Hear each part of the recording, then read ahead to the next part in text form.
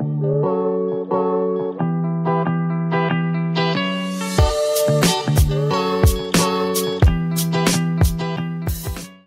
morning, everybody. Let's start with that one first. So today, as we're going to do literature, we're going to review chapter 4, which you should have read already, and everybody did that. Good people, thank you. Don't say if you didn't. You'll poke my heart. No need for poking today. Quiz 2. You're going to do quiz 2 today. That's already in Moodle. You're going to do that later on. Okay. And you'll finish that today. Upload it today. That's not that hard. For that, though, you would have to access chapter 3 and 4. You can also use Spark Notes or Google, but. Remember that your book is an adaptation. Because last time I had the students contact me and saying that in Google it said so, and the answer was so. It was different. And that is because the questions are based on your book. The questions are not based on theoretically what exactly happened, but they're based on the excerpt or the adaptation of the book that you are reading. So it must be it must fit the context of your book. Does that mean that two stories are different? No, the stories are the same, but what they're referring to and mean, not every detail is included in the book that you're reading, right? It's shorter version. Okay, cool then. The first thing we're going to do today is we're going to watch part 2 of the video to understand what is going on in the second part. So first part, real quick recap. Chapters 1 and 2, we're looking at Odysseus' son. Odysseus is still stuck on an island. His son is trying to figure out what happened with his dad, where his dad is his dad alive, is dad dead? So he goes on that journey to figure that out. And then in chapters 3 and 4, we see that Odysseus is allowed to go back home and he's on his way home. So basically what is happening with Odysseus on his way home to Ithaca. Okay, that is what chapters 3 and 4 basically focus on. Okay, let's watch the video to get a good idea. Maybe you did it already by yourself. That is great. Still gonna watch it together. Try to keep up. Maybe you want to take notes. It's just for you so you get a good idea of what we're gonna read and discuss.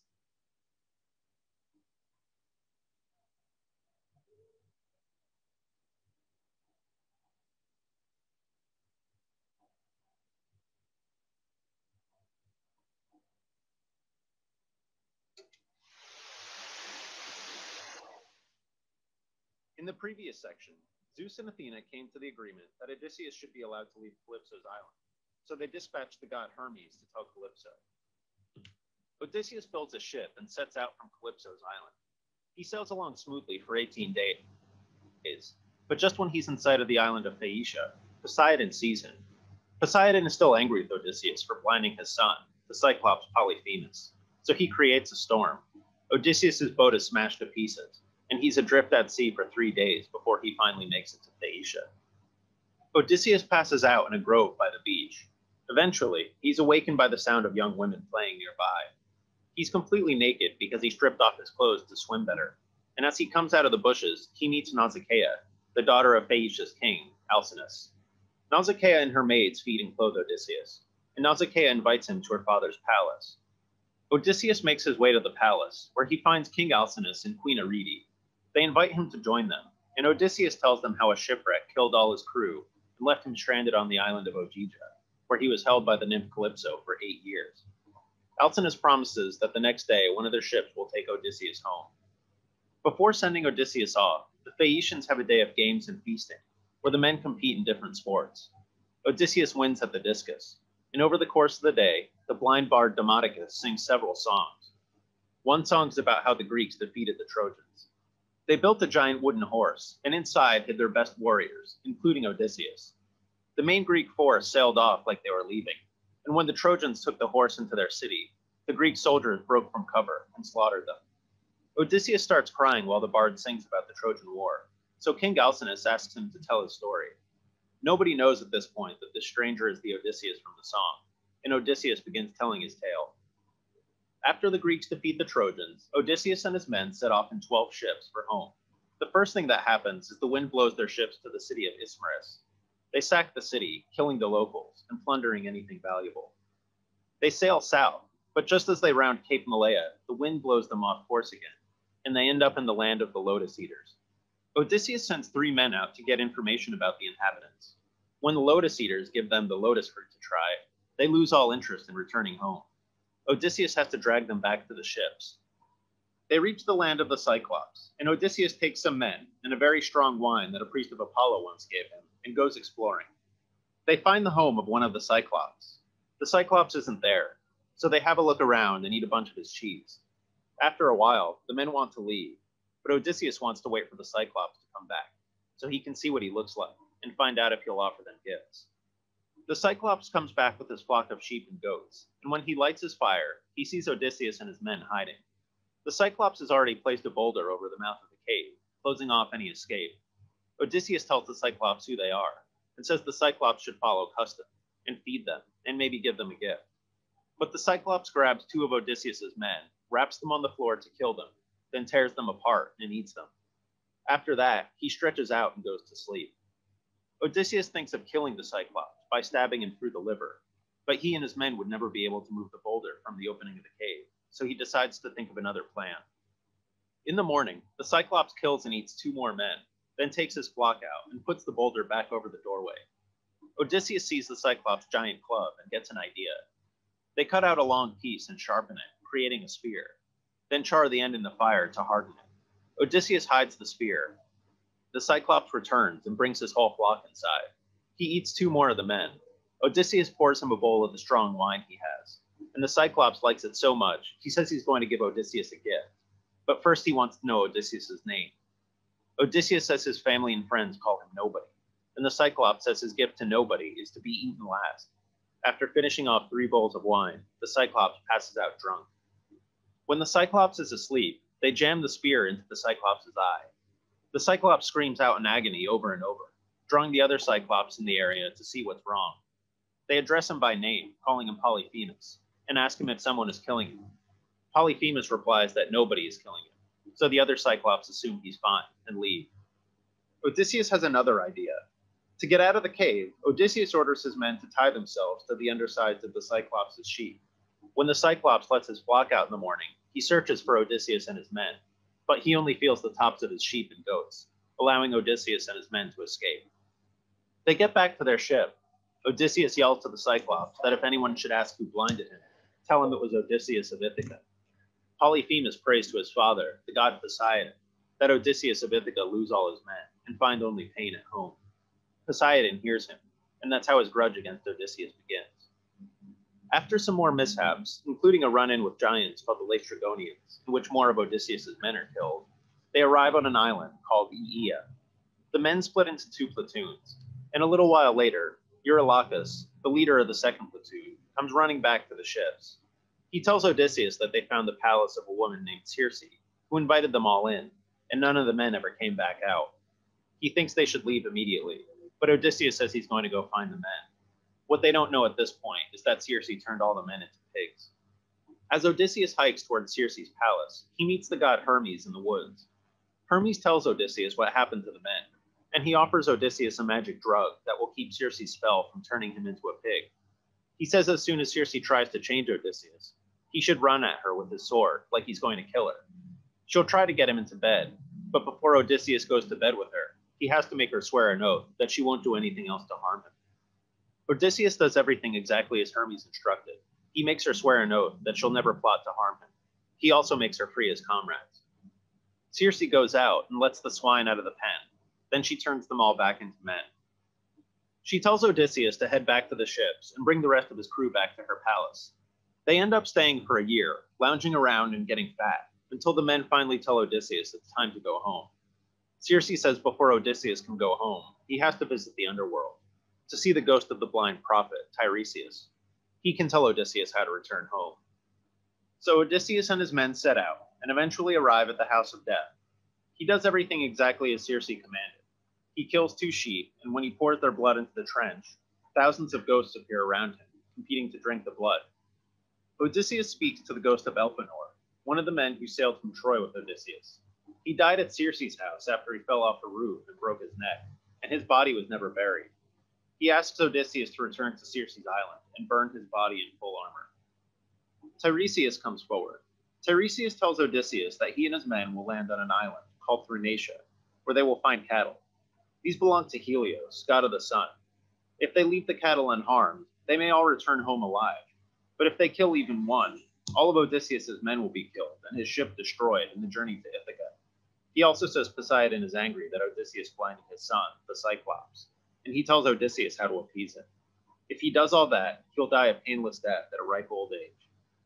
Odysseus speaks to several more ghosts, including the ghost of Achilles. Odysseus tells Achilles that he and all the Greeks revered Achilles like a god back at Troy, and he can see that Achilles still has that power, even in death. Achilles responds that he would rather be a poor man on earth than rule over all the dead. After Odysseus speaks with some more ghosts, he heads back to his ships. They sail back to Circe's island, where they burn Elpenor's body as his ghost requested. Circe warns them of a new set of dangers they'll confront on their voyage home, and they set out again. First, they pass the Sirens, who transfix men with their voices, causing them to shipwreck themselves on the shore. Odysseus orders his men to plug their ears with wax so they can't hear the siren's song, but he wants to hear it for himself, so he has his men tie him to the mast of his ship. They reach the next danger Circe warned of, the monsters Scylla and Charybdis. To avoid the whirlpool that Charybdis creates, they stay close to Scylla's side of the strait. Scylla comes out of her lair and grabs one of Odysseus' men with each of her 6 heads and eats them alive. They sail past, and they reach Thrinacia, the island of the sun god's cattle. They end up getting stuck there for a month while the wind blows the wrong direction, and they run out of food. At first, they refrain from touching the cattle and live off fish and birds. But one day, Odysseus goes off to pray to the gods for help, and when he returns, he finds the men roasting cows. Helios finds out immediately. He's furious, and he asks Zeus to punish the mortals. When Odysseus' ships are finally able to sail, Zeus creates a massive storm. Wind and rain and lightning tear all the ships apart, sinking them and drowning all of Odysseus' men. Odysseus survives by tying his ship's broken mast and keel together. He floats for several days before washing up on Calypso's island, where his story began. So Odysseus finishes telling his tale. King Alcinous orders his men to prepare a ship to take Odysseus home, and the following evening they set out. Odysseus goes to sleep, and before he wakes, they reach Ithaca at last. For the rest of the story, continue on to part 3 of the Odyssey. Yeah, we will do that not today, but we will definitely do that. Awesome. It brings us to, oops. Now I closed it. That's not so smart, is it now? Hi. Yeah. So that is basically the whole thing that is a part 2 that is about, and it starts off also in chapters 3 and 4 when Odysseus is on his way back home. So I have to open it again because I wanted to, I closed it. That's so smart. I wanted to go into the several of the elements.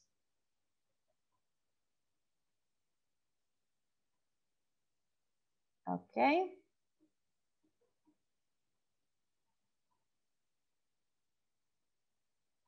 Okay, it's still loading.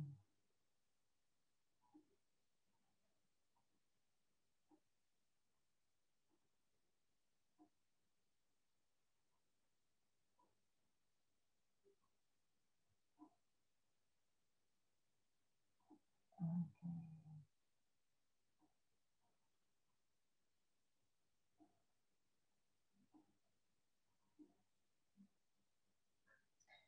It doesn't pop out. Wait, give me a sec.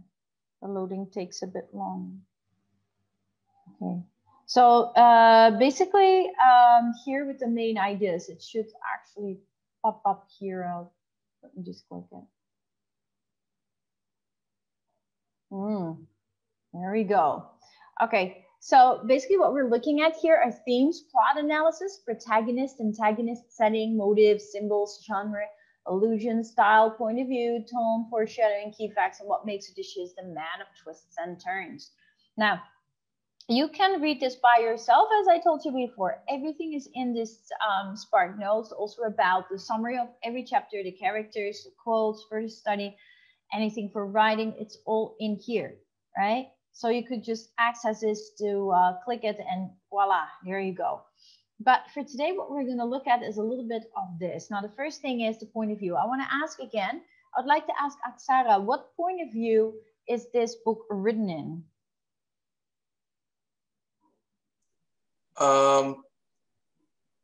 Point of view.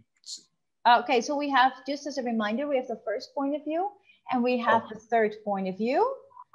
Do you remember the difference? Yeah, the first person view is, it's like me telling the story, and the third person is like someone tell me a story and I retell it. That's what I think. Yeah, that's very good. The first point of view is the main character telling the story, therefore they use me, my, I. And the third POV would be the narrator telling the story, and therefore from all the characters' perspectives, therefore mentions the names and uses pronouns such as he and she. What do you think this story is written in POV 1 or second or third? Third point of view. Very good. Third point of view, because it's definitely the narrator talking, and therefore if you do the third point of view, you kind of get to touch a lot about every character, but it's a little bit more general, whereas you are, for example, doing the first POV, you're just looking at it from one character's perspective. Then it is a bit more in depth, deeper in that character, but not so broad over all the other characters. So it's more in depth. But that is the decision that an author makes, right? Yeah, so the Odyssey is narrated from a third person point of view, as we can see here. Oops, move it a little bit.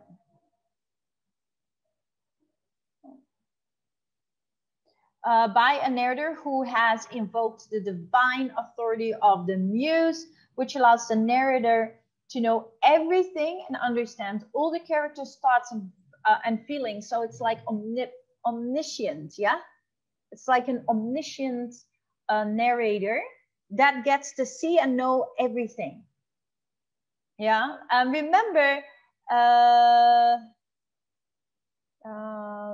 this is actually also referred to as a poem, which begins, "Sing to me of the man muse, the man of twists and turns," establishing a point of view that is all-seeing, all-knowing, and close to the divine. It's like he knows everything. And then it switches, the poem shifts between narrative passages and direct speech, which is the dialogue, right? It's funny how this was actually supposed to be like a poem. Interesting, right? Sometimes quoting one character within another character's speech, such as when Menelaus includes several direct quotes from other characters in his lengthy speech to Telemachus. That's in book 4. The narrator describes characters' feelings and attitudes with brief descriptive phrases such as Telemachus sitting among the suitors, heart obsessed with grief. But more often the characters describe their own emotional states in the direct speech. So much of the emotion is shown through the direct speech that is given. Yeah, that you can see whenever there is this dialogue going on. Such as when Odysseus says, "Men of misery, what next? Is this the end? I'm bone weary, about to breathe my last." The point of view shifts entirely to Odysseus during books 9 and 12, when he tells about his adventures at sea before landing at Calypso's island, making the poem feel like a first-person account for a lengthy stretch of narrative. So this is so unique in the story that it suddenly has the shift from the third person to the first person point of view. And how you, whether you believe it or not, this was back in the day considered a poem, whereas actually for us, it's like a story, right? In these sections, the narrator interrupts Odysseus a few times to remind the audience where they are and who's talking, but mostly Odysseus's narrative is continuous and first person. So very unique. This portion of the poem functions as a story within a story. So Odysseus gives a detailed and vivid description of his adventures since leaving Troy and what he hopes would be a quick journey home. As most of the action of the poem has already taken place by the time we first see Odysseus and Calypso's island, the shift to the first person makes those events more gripping and immediate than if they were told in the third person by the narrator. Automatically, when you do the first person point of view, it can go deeper, right? If it's third, it's a bit more general. Maybe that's the reason why the author chose this shift. The audience has the sense of experience Odysseus's perilous struggles with the Cyclops, Circe, Scylla, and Charybdis as they happen further, investing us in Odysseus' faith. And the various perspectives through which the poem is narrated, from third to first and so on, provides different voices for the moral issues that are discussed in the story. And Odysseus encounters many hosts on his journey, and most of them do not act in accordance with the customs of Greek hospitality. They tend to be very different. Because witness much of the action through the Odysseus' point of view, we understand the contrast between the expectation of hospitality, what he is used to, and versus what is really happening. So the gods offer another perspective on the expectations of hospitality. They basically show a different culture. That is also something that is pointed out in the story. Athena, for example, fights alongside Odysseus and Telemachus to slaughter the suitors as punishment for their abuse of the guest-host relationship, while the gods are rarely the main focus of scenes within the poem. We understand their point of view on the importance of Greek values through their speech. So in certain parts, you can see the values and the morals through the actions, and sometimes it shows it through the things that are mentioned, that are said through speech. So that is basically the point of view. In this whole story, there is this switch. There's this change of point of view. And that is very important for you to understand. So this story is quite unique. It's referred to as a poem where it's written like a story. It has dialogue in it. It has a plot. Well, poetry is also literature nonetheless. But when we hear poem, we always think of a different kind of poem, right? But need I remind you, this was written in a time where books were not common. So it was a very different time when this was written. Yeah, before AD. So can you imagine that? So yeah. Okay, this brings us to our story right now. Next week, we will go into other parts, like more into the themes, the protagonist, antagonist, and all the other points that I just showed you. We will go through that as well. Yeah. Like, just to understand, really understand the literary elements and techniques that are used in the story. And just remember that this semester is more like getting to know what is literature like, and for the next school year, we will go more in depth. Okay, that brings us to the story. We are going to go to the story right now. And in the meantime, I'm going to try to also turn on the audio. So we're going to chapter 4, which is page 27.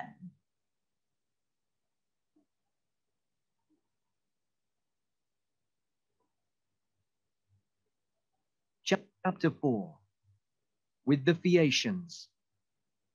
I can think of no better companion for my daughter. I would give you a house and great treasures if you were willing to stay here as her husband. Arete, great queen, said Odysseus, I am here to ask you and your royal husband for help. I pray that the gods give your family good fortune and great happiness. For myself, my dearest wish is to return to my home across the seas after all the disasters that I have suffered. No one spoke, and Odysseus sat down on the floor by the fire. At last, the silence was broken by an older Phaeacian man named Echeneus.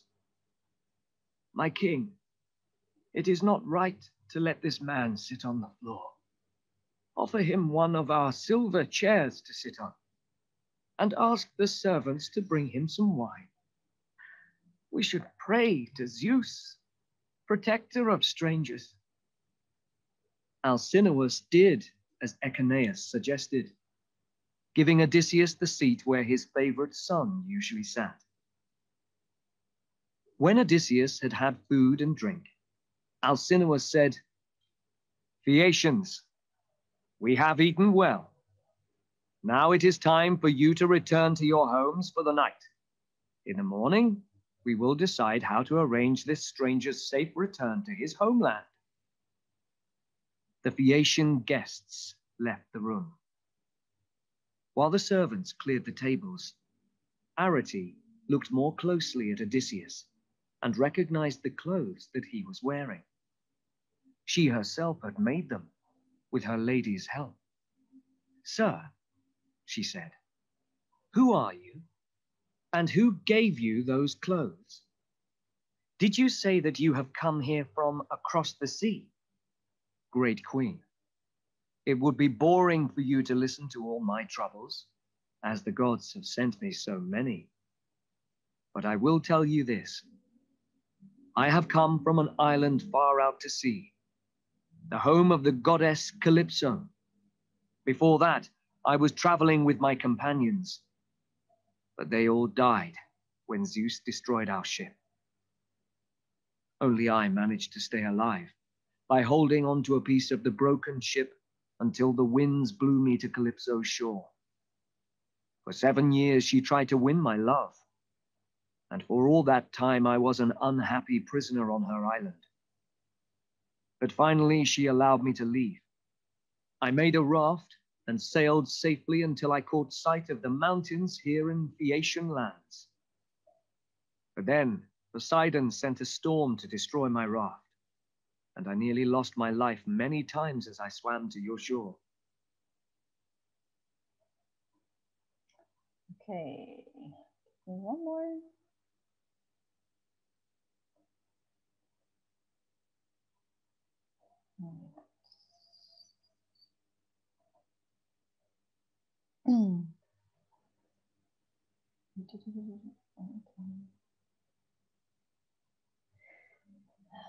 Wait a second, guys. I don't get to.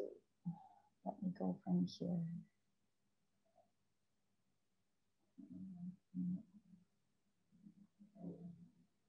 Let's just go from here.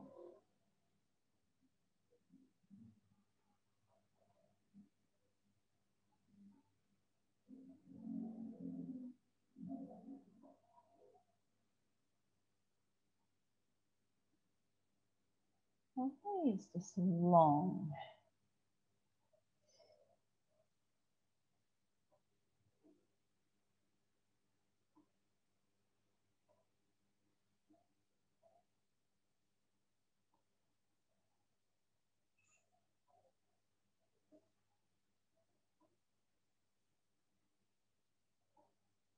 "I slept near the coast, and in the morning I was woken by your daughter and her friends. I asked her for help, and she gave me these clothes. You should be proud of her. She has the beauty of a goddess, and the good sense, too." "She made one mistake," said Alcinous. "Why did she not bring you home with her friends?" "Do not blame your daughter, great king," replied Odysseus. "She wanted me to follow her. It was my decision to stay behind, fearing that you would not like a stranger as your daughter's companion.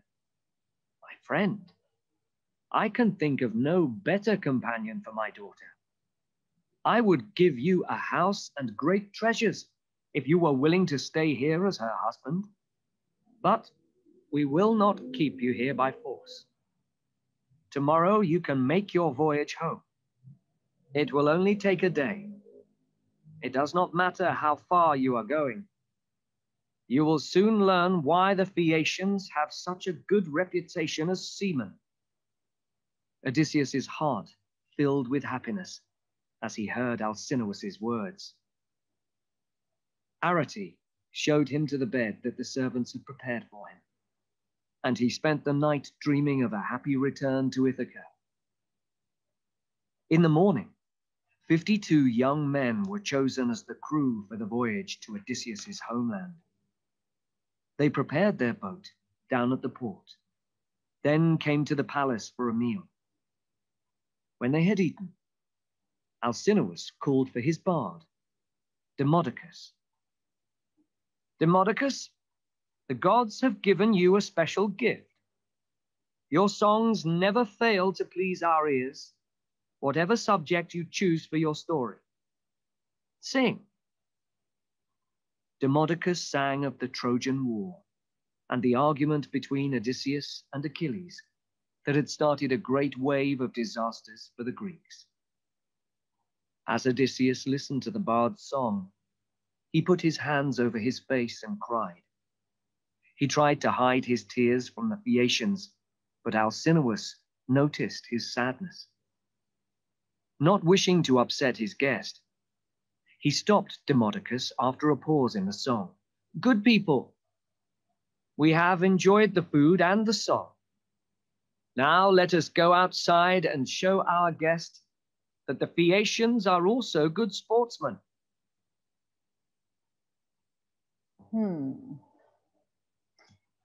Okay, one more.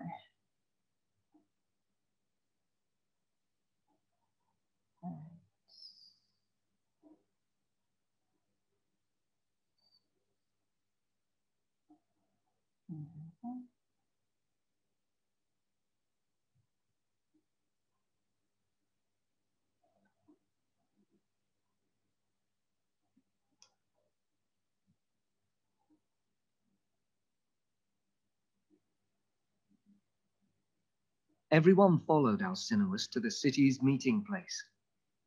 The finest young men in the land rushed forward to show their skill. First, there was a running race. A great cloud of dust followed the runners around the course. Euryalus was soon far ahead of the rest and won the race easily. Next came throwing, jumping, and fighting competitions. Each had a different winner. Alcinous's son, Laodamas, who had won the fighting, then went to Odysseus and said, "Come, sir, and join our games. Forget your troubles for a few minutes, since you will soon be back in your homeland.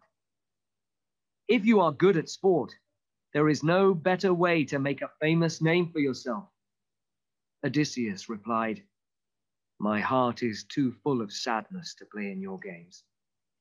I have suffered disaster after disaster, and now I can think of nothing except my voyage home." Euryalus, the winner of the running race, joined them. "We understand, sir," he said. "We were wrong to think that you might have strength or speed. You are more like a sea captain, worrying about his business and his ship. Clearly, you are not a sportsman." Odysseus gave him an angry look. "You should be ashamed of yourself for that insult," he said angrily.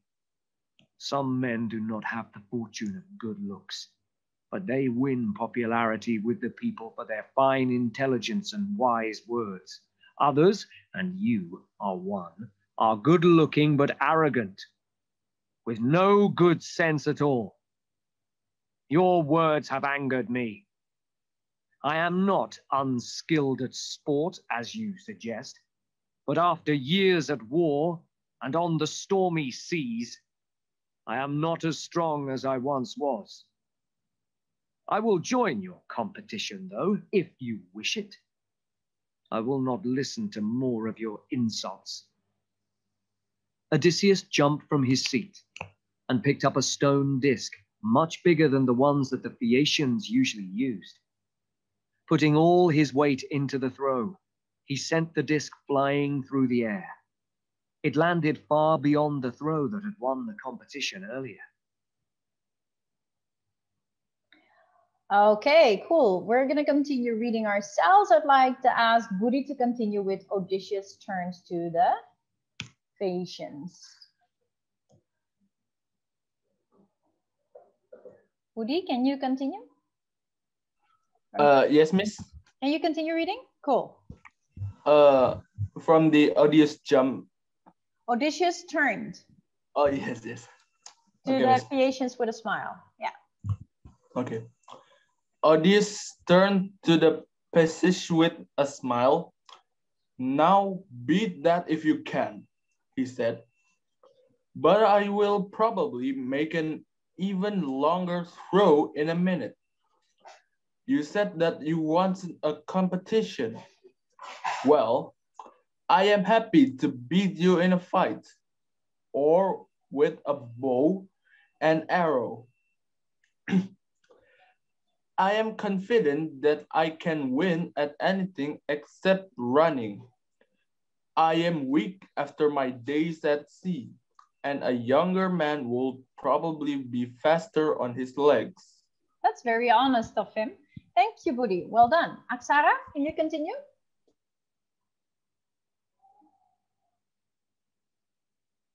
Okay, miss. My friend, uh, said King Alcyoneus, I do not blame for your anger. Aurelius, this was wrong to speak to you as he did. But let us forget the games.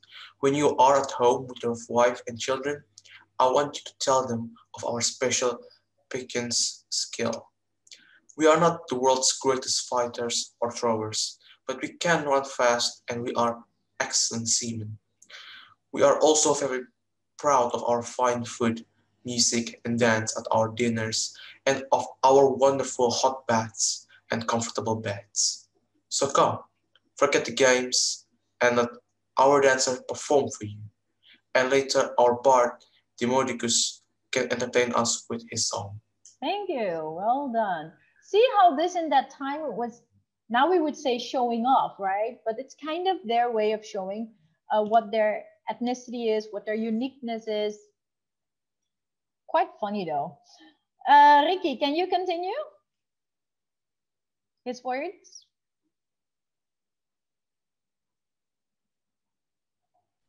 Yes, miss. His words, please, Alcinous. Is it for the rest of the afternoon? Odysseus watched the Oh yeah, traditional right. dances of the Phaeacian and listened to the Mardychus story of the god. The entertainment ended with a dance by two of Alcinous's sons, Laodamas and Helios, in which they threw a purple ball to each other as they moved in time to the music. You are right to be proud of your dancer, Odysseus said to his host. I have never seen such a wonderful performance. Very good, Ricky. Thank you. Yeah, awesome. Nona, could you continue? Yes, miss. His words? His word, please, Alcinous. Phaeacians, said the king, we must give our guests suitable gifts to take home. I and the other 12 princes of the land should each give him some fine clothes and a bar of gold. And Euryalus should add his own gift too, to apologize for his rudeness at the game. Yeah, good. Thank you. Karen? Yes, miss. Everyone agreed with Alcino's suggestion and the gifts were organized at once. Euryalus gave Odysseus a well-made sword, saying, Sir, your visit has been a great pleasure to the Phaeacian people. If my words upset you, let the winds blow them away. I pray to the gods that you have a safe voyage on our ship and a warm welcome when you reach your home. Yeah, good. Thank you. Clarence? Friend, replied Odysseus, I thank you and pray that the gods give you a happy life. Your words at the games are now forgotten. Continue. Queen Elite packed the new clothes and the gold in a chest and added a gold cup from her husband. Then the servants poured Odysseus a hot bath, and what a pleasure it was to lie in that bath after his hard weeks at the sea. Yeah, well, in that time they didn't shower like you and me twice a day. Maybe not even once a month or something. That was a weird time. Angel, can you continue? Angel Claudia? Yes, miss. When he was dressed? When he was dressed, he went back to the great hall. Nausicaa was standing at the entrance to the hall, looking at the goddess. She sat filled with the admiration when she saw Odysseus. Good luck, my friend, she said. Think of me sometimes when you are safely back home. You would not believe alive without me. Princess Nausicaa, replied Odysseus. I pray that Zeus will soon let me see my home again. If he does, I will always remember you. Thank you. Kevin? Yes, miss. Yes. With these words? Okay. With these words, he entered the hall and took his seat next to King Alcinous at dinner. When he saw Demodocus arrive, he asked a servant to take the bar a plate of meat. Demodocus accepted it with pleasure, and Odysseus said, I have never heard music as beautiful as yours, Demodocus, and it is wonderful that you know the story of the Greek actions at Troy so well. Can you tell us now about another part of the war when the Greeks built their wooden horse? If you sing, if you sing this as, as it really happens, it will tell the world of your God-given skill. Thank you. Dimas? Yes, miss. Can you continue, the bard? The bard was happy to take the story as his subject. The wooden horse was, thus sung, Odysseus' idea for getting Greek soldiers inside the walls of Troy. An enormous hollow first was made and Odysseus and some others hid inside. Then the rest of the Greeks burned their defense and sailed away from the coast, pretending that they had given up the war. When the Trojans saw the horse, they pulled it through the gates of the city, but they argued about what to do next. Some wanted to throw it off a hillside and break it on the rock below, while others wanted to keep it as a great gift to the gods. In the end, the horse was left untouched. That night, Odysseus and his friends climbed out of the horse and opened the city gates to their army outside. Great soldiers poured through the gates to destroy the city. They ran through the tapestry, leaving death by them, while Odysseus and Menelaus had the fight of their lives against the son of the Trojan king. Yeah, very good. We're almost there. Sean?